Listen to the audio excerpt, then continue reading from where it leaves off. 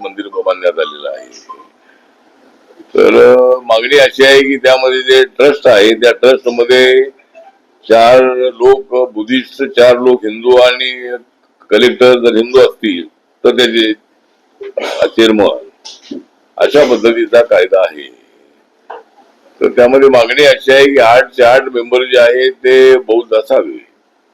तर बौद्ध मेंबर जर हिंदू, मुस्लिम, ख्रिश्चन, जैन यांच्या ट्रस्टीमध्ये जर नाही तर मग आमच्या बुद्ध समाजाच्या त्या ट्रस्टमध्ये हिंदू समाजाचे लोक नको. याचा आमचा हिंदू समाजाला विरोध नाही, परंतु ट्रस्ट हा सर्व बौद्धांचाच असावा आणि कलेक्टर हिंदू असेल, मुस्लिम असेल, जैन असेल, ख्रिश्चन असेल, बुद्धिस्ट असेल, कोणी असेल तो त्याचा चेअरमन अशा पद्धतीची अमेंडमेंट ही त्या कायद्यामध्ये करावी आणि सर्व 8 मेंबर हे बौद्ध असावे. या मागणीसाठी बनते महास्थवीर सुरेश ससाई यांनी 1992 मध्ये आंदोलन सुरू केलं होतं आणि अनेक वेळेला या विषयावर आंदोलन झालेलं आहे. पण पहिल्यांदाच एक तीव्र स्वरूपाचं आंदोलन देशभरामध्ये होत आहे आणि त्यासाठी आपला प्रयत्न आहे की ते महाबोधी विहार जे आहे हे आपल्या बौद्धांच्या ताब्यामध्ये मिळालं पाहिजे. अशा पद्धतीची आपली सूचना आहे, मागणी आहे. दुसरा विषय आहे तो आता ज्या उद्धव ठाकरे आणि राज ठाकरे एकत्र येणार असल्याची चर्चा सुरू आहे. आता ते एकत्र येतील का नाही मला वाटत नाही आहे, पण ते एकत्र यावेत असे अनेक लोकांची इच्छा आहे.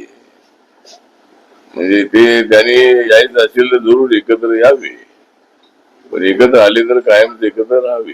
त्यामुळे त्यांनी एकत्र राहून आणि जरी उद्धव ठाकरे आणि राज ठाकरे एकत्र आले तर महाविकास आघाडी मधून उद्धव ठाकरेंना बाहेर पडावं लागेल.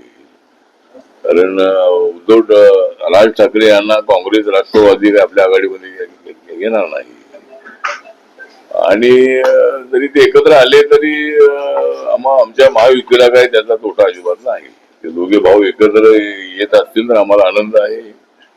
दोघा भावांनी एकत्र राहू अशी आमची इच्छा आहे. आता ते दोघे एकत्र आलेले आहे, पण प्रकाश आंबेडकर आणि मी कधी एकत्र येणार काय मला माहित नाही आहे. त्यामुळं प्रकाश आंबेडकर आणि आपण एकत्र आलो पाहिजे. तर ते 2 भाऊ एकत्र येत आहे तर आमच्या आरपीआयच्या सगळ्या भावांनी सुद्धा एकत्र आलं पाहिजे आणि त्यासाठी नक्की भविष्य काळामध्ये मी प्रयत्न करणार आहे.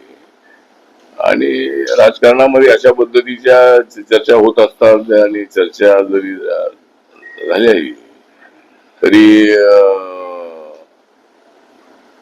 सध्या मराठीच्या मुद्द्यावर सगळे एकत्र येत आहे. पण हिंदी भाषा जी आहे ती आपण मराठी शाळेमध्ये हिंदी भाषा लागू केलेली आहे. इंग्लिश पण भाषा आहे. त्यामुळे मराठी शिकणाऱ्या विद्यार्थ्यांना हिंदी चांगलं आलं पाहिजे. ती राष्ट्रभाषा आहे आणि जर त्यांना जगाची कॉम्पिटिशन करायचं असेल, चांगल्या नोकऱ्या मिळवायच्या असतील तर इंग्लिश चांगलं असलं पाहिजे.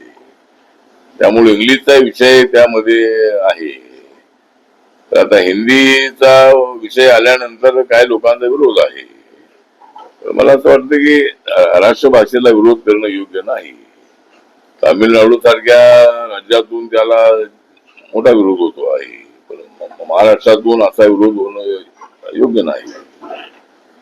आणि माननीय राज ठाकरे यांचे जे कार्यकर्ते आहे ते मुंबईमध्ये मराठी बोललंच पाहिजे, बँकेमध्ये मराठीचा कारभार असला पाहिजे अशा पद्धतीची चुकीच्या भूमिका घेऊन ते महाराष्ट्राची इकॉनॉमी कोलॅप्स करण्याचा प्रयत्न करतायत.